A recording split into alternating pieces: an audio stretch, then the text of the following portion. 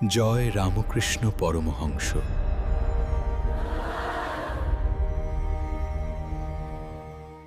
আচ্ছা, সালটা ছিল 1886 জানুয়ারি মাসের 1 তারিখ। দিনটা শুরু হয়েছিল বলা যায় এক আসন্ন মৃত্যুর ছায়া দিয়ে, কিন্তু শেষ হলো এমন এক অবিশ্বাস্য ঘটনায় যার কোনো বিজ্ঞানসম্মত ব্যাখ্যা আজও পাওয়া যায়নি। চলুন আজ আমরা এই রহস্যের একেবারে গভীরে গিয়ে দেখি ঠিক কি ঘটেছিল সেদিন। এটাই তো আসল প্রশ্ন, তাই না? যে মানুষটা টার্মিনাল ক্যান্সারে ভুগছেন, যাকে ডাক্তাররা প্রায় জবাবই দিয়ে দিয়েছেন, তিনি শুধু যে শারীরিকভাবে অসম্ভবকে সম্ভব করলেন তাই নয়, একটা আধ্যাত্মিক বিপ্লব ঘটিয়ে দিলেন। এর উত্তর কিন্তু কোনো সাধারণ যুক্তিতে পাওয়া মুশকিল। দেখুন, একদিকে রয়েছে কঠিন মেডিকেল ফ্যাক্টস, শরীরটা একদম কঙ্কালের মতো, কথা বলা পর্যন্ত বারণ। আর অন্যদিকে প্রত্যক্ষদর্শীরা যা বলছেন তা এক কথায় অবিশ্বাস্য। এই দুই চরম বাস্তবতার মধ্যে যে আকাশ পাতাল তফাত, সেটাই আমাদের এই অনুসন্ধানের মূল কেন্দ্রবিন্দু। তো আমাদের অনুসন্ধানের প্রথম পর্বে আমরা দেখব সেই সময়ের শারীরিক পরিস্থিতিটা ঠিক কতটা ভয়াবহ ছিল, যা পরের ঘটনাগুলোকে প্রায় অলৌকিক করে তুলেছে।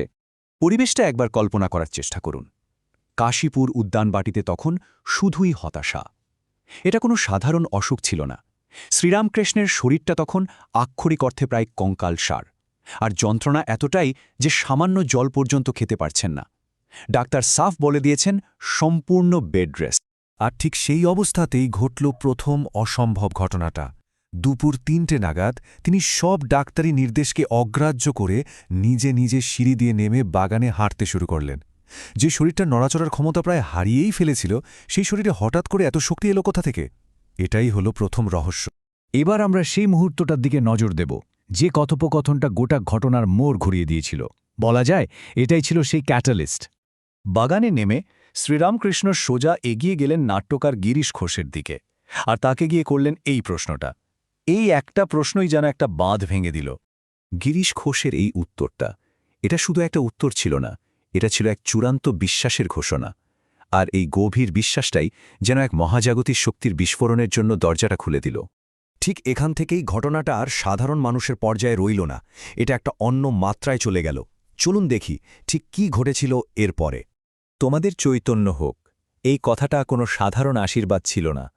উপস্থিত প্রত্যেকেই বলেছেন এটা ছিল একটা সক্রিয় শক্তি যা শরীরের মধ্যে দিয়ে বয়ে গিয়েছিল, অনেকটা ইলেকট্রিক শকের মতো।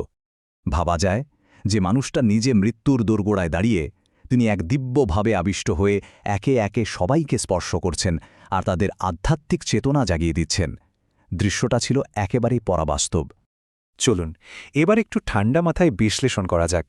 এই ঘটনার পর যে প্রমাণগুলো আমাদের হাতে আছে সেগুলো ঠিক কি বলছে?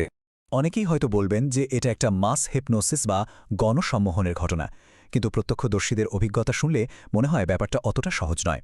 চলুন তথ্যগুলো একবার দেখে নেওয়া যাক। আচ্ছা, যদি এটা মাস হিপনোসিস হতো তাহলে তো সবার অভিজ্ঞতা কমবেশি একই রকম হবার কথা, তাই না? কিন্তু এখানে দেখুন, রামলাল দাদা দেখছেন ঠাকুরের শরীরের ভেতরে তার ইষ্ট দেবতাকে। আবার বৈকুণ্ঠ সান্যাল, তিনি তো আনন্দের চোটে কয়েকদিন ধরে হেসেই চলেছেন। আর কিশোরী, তিনি সঙ্গে সঙ্গে গভীর ধ্যানে চলে গেলেন। তিনজনের অভিজ্ঞতা দেখুন, সম্পূর্ণ আলাদা। এটা আসলে বুঝিয়ে দেয় ঘটনাটা ছিল প্রত্যেকের জন্য একদম ব্যক্তিগত, তার নিজের আধ্যাত্মিক পথের একটা প্রতিফলন। এবার আমরা এই রহস্যের সবচেয়ে গুরুত্বপূর্ণ আর অদ্ভুত দিকটায় আসছি। এমন একটা দিনে এক কৌশলগত অনুপস্থিতি যা পুরো ঘটনাকে আরও রহস্যময় করে তোলে। এটাই তো সবথেকে বড় প্রশ্ন। এত বড় একটা ঘটনা ঘটছে, আর শ্রীরামকৃষ্ণের সবচেয়ে কাছের শিষ্য, তার নরেন মানে ভবিষ্যতের স্বামী বিবেকানন্দ, তিনি সেখানে উপস্থিত নেই কেন? এর পেছনের কারণটা কিন্তু ছিল অত্যন্ত গভীর। ঠাকুর জানতেন সাধারণ ভক্তদের বিশ্বাসের ভিত শক্ত করার জন্য এই ধরনের অলৌকিক ঘটনার প্রয়োজন আছে। কিন্তু তার যারা আধ্যাত্মিক সিংহ মানে নরেনের মতো শিষ্য, যাদের তিনি ভবিষ্যতের জন্য তৈরি করছেন, তাদের জন্য তিনি রেখেছিলেন কঠোর সাধনা আর আত্মনির্ভরতার পথ। তাই তিনি ইচ্ছে করেই তাদের এই সহজে পাওয়া কৃপা থেকে দূরে রেখেছিলেন। তো আমরা আমাদের আলোচনার প্রায় শেষের দিকে চলে এসেছি। চলুন যে প্রশ্নগুলোর উত্তর আজও আমাদের কাছে নেই, সেগুলোকে এক জায়গায় নিয়ে আসা যাক। ৩০ জনেরও বেশি, এটা কিন্তু শুধু একটা সংখ্যা নয়, এর মানে হল ৩০টারও বেশি জীবন, যা ওই কয়েকটা মিনিটের মধ্যে চিরদিনের জন্য বদলে গিয়েছিল। এই ঘটনার প্রভাব ছিল বিশাল আর সুদূর প্রসারী।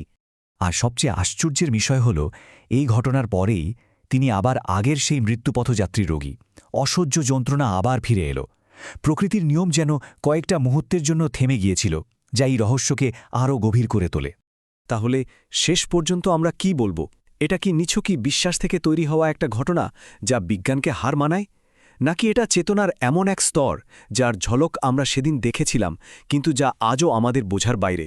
কাশীপুর উদ্যানবাটিতে সেদিন বিকালে ঠিক কী ঘটেছিল তার কোনো সহজ এক কথায় উত্তর নেই। 1 শতাব্দীরও বেশি সময় কেটে গেছে, কিন্তু কল্পতরুর এই রহস্য আজও অমীমাংসিত।